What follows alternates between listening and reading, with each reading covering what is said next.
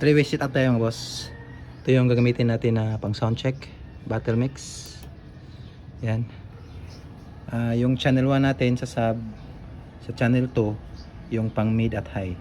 Una nating i-sound check ay yung high. Ito.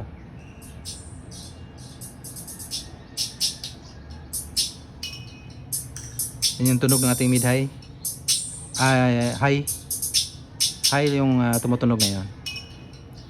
Ito yung frequency ng ating high. Sa high, mid high o mid high na frequency.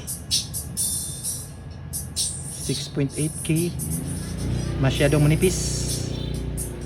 Lagay natin sa 3.5K. Yan, mas maganda sa 3.5K. Yan, yung mid naman yung test natin. Ito yung mid output.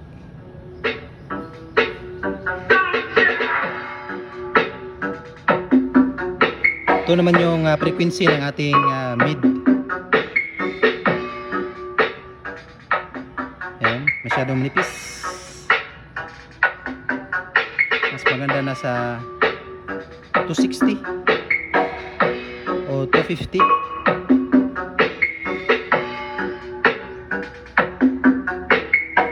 Lagyan natin ng high.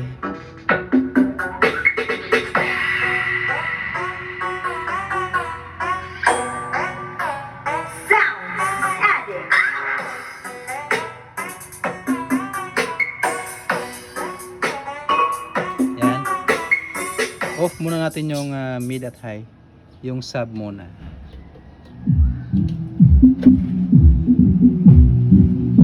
Lagay natin sa 140 yung sub.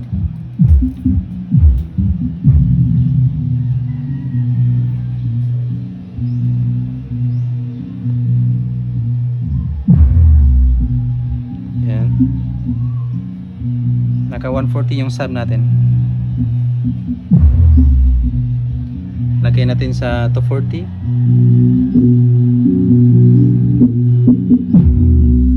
Paborito talaga ni MCV mga boss yung 240. Lakas niya sa 240. Yan, lagyan natin ng mid.